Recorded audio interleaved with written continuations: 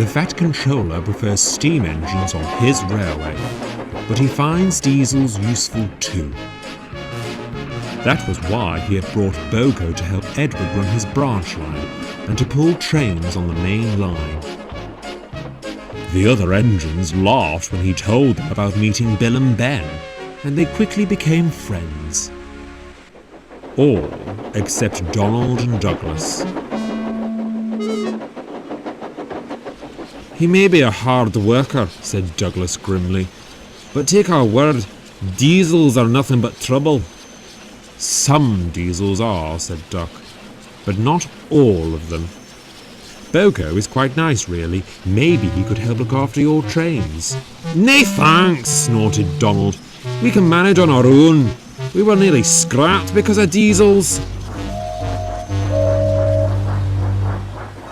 Sometimes, Donald and Douglas would travel to the end of Edward's branch line to collect china clay from Bill and Ben.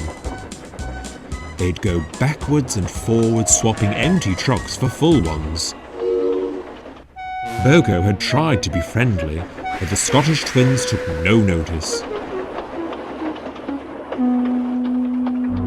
He felt rather hurt. "I seem to be unlucky when it comes to twins," he sighed. "It's not your fault," said Edward kindly. "They think you're taking their jobs away, but they'll see how useful you really are." One day, Donald didn't feel well. "Hey, I'll be fine," he groaned. "Just a wee bit short of puff today."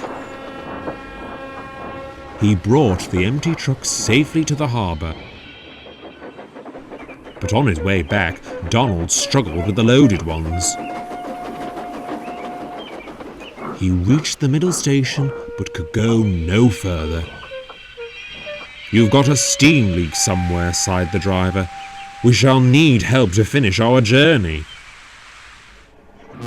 Luckily, BoCo was at Edward's station. He soon brought Donald and his trucks back home. Douglas was worried. "There are more trucks to take from the harbour, and some of those need to go to the big station as well as the mainland." "But you canna do that all on your own," protested Donald. "And I don't think James would want to help out again." "I thought you said you could manage by yourselves," smiled BoCo. "If you like, I could lend a wheel this afternoon, but then again, I'm only a diesel after all." Donald and Douglas sighed. They knew when they were beaten. So BoCo helped Douglas collect the rest of the china clay. When that was done, Douglas delivered his trucks to the big station, while BoCo took the rest over to the mainland. The trucks tried to play tricks, but BoCo stood no nonsense. He made up for lost time, and the Fat Controller was pleased. That night in the shed, Donald and Douglas apologised. "We're sorry we were rude, BoCo. Thank you for helping us out. Do you think you can help us again tomorrow?" "I could," BoCo grinned. "Only the Fat Controller has asked me to take the express tomorrow. But I might make Gordon jealous, and that would never do." Donald laughed. "You know what? You may say a bad sort for a diesel." "Coming from you, that's high praise indeed," chuckled Duck. BoCo, Donald and Douglas are now all friends. BoCo often helps with their goods trains, but he sometimes helps James and Henry to pull the express.